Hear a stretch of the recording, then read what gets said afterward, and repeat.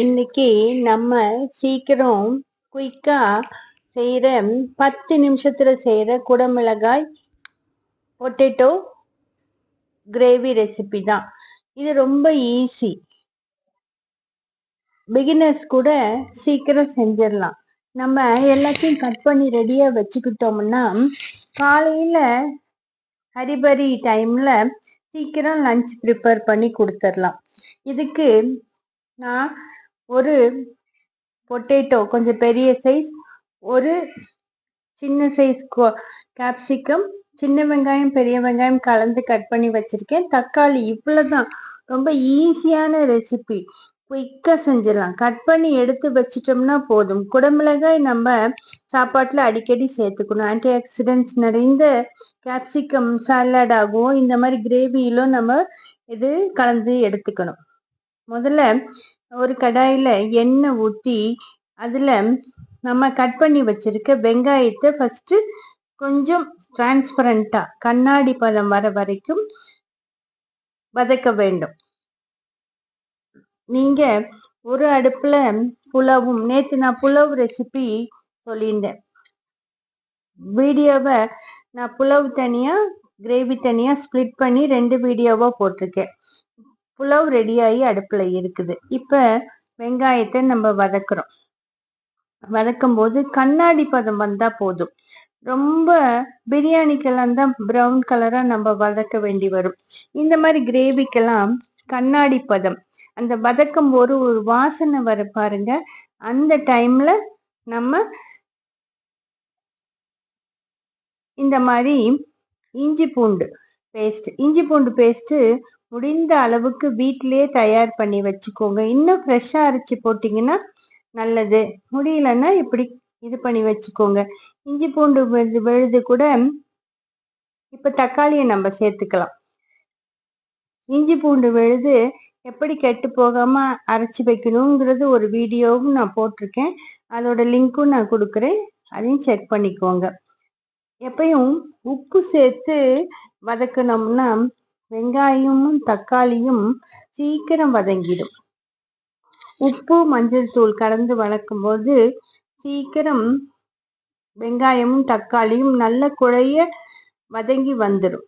இந்த சமயத்துல நம்ம இந்த டிஷ்ஷுக்கு தேவையான மிளகாய் தூள், மல்லித்தூள், நான் இது ரெண்டுமே வீட்டுல தனித்தனியா அரைச்சி வச்சிருப்பேன். மிளகாய் தூள், மல்லித்தூள், கரம் மசால் எல்லாமே நான் சாம்பார் பொடி எல்லாமே அரைச்சி வச்சுக்குவேன். சம்மர் வரும்போது கொஞ்சம் சிரமப்படாம அரைச்சி வச்சுக்கிட்டோம்னா ப்ரிசர்வேட்டர் இல்லாத பொருட்கள் நமக்கு கிடைக்கும்.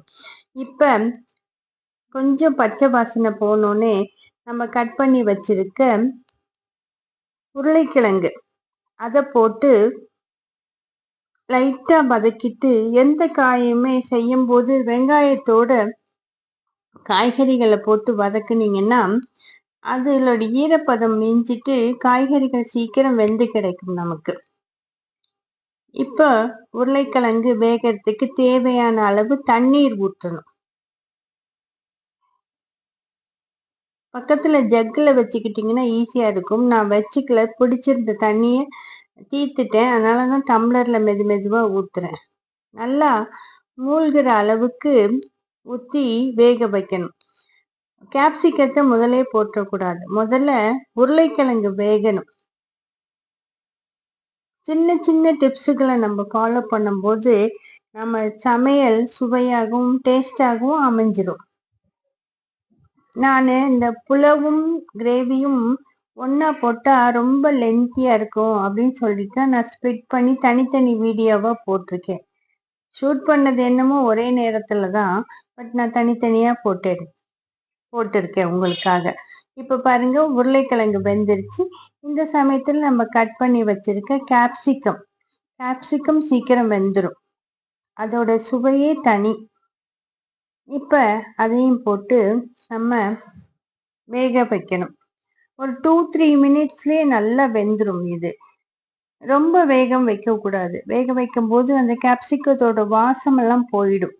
இந்த மாதிரி வேக வச்சு எடுத்துக்கணும். பாருங்க, உங்களுக்கு இது ட்ரையா வேணாலும் யூஸ் பண்ணிக்க, தயாரிச்சுக்கலாம், அல்லது செமி கிரேவியாகவும் தயாரிச்சுக்கலாம். சப்பாத்தி, புலவ் இதுக்கெல்லாம் ரொம்ப ஆப்டாக இருக்கும் இந்த டிஷ்ஷு. கரம் மசாலாவை நம்ம இப்போ தான் சேர்க்கணும். எந்த டிஷ்ஷுக்குமே கரம் மசாலாவை முன்னாடி சேர்க்காதீங்க. நல்லா ஃபினிஷ் பண்ணுற செய்தி வரும்போது நீங்கள் கரம் மசாலா சேர்த்து கிண்டுனீங்கன்னா தான் அந்த கரம் மசாலாவோட சுவையும் மனமும் நம்மளோட உணவுல நிலைத்து இருக்கும். முன்னாடியே போட்டிங்கன்னா அந்த ஸ்பைசஸோட மனமெல்லாம் போயிடும். நல்லா இப்போ கரம் மசாலா தூள் போட்டு கிண்டிட்டு ஃபைனல் டச்சாக கொத்தமல்லி தழை தூவி இறக்கணும். கொத்தமல்லி தழை நம்மளுக்கு டைஜஷனுக்கு ரொம்ப பயனுள்ளதாக இருக்கும். இந்த வீடியோ உங்களுக்கு பிடிச்சிருந்தா இந்த வீடியோக்கு ஒரு லைக் போட்டு உங்கள் ஃப்ரெண்ட்ஸ் அண்ட் ஃபேமிலிக்கு ஷேர் பண்ணி எனக்கு சப்போர்ட்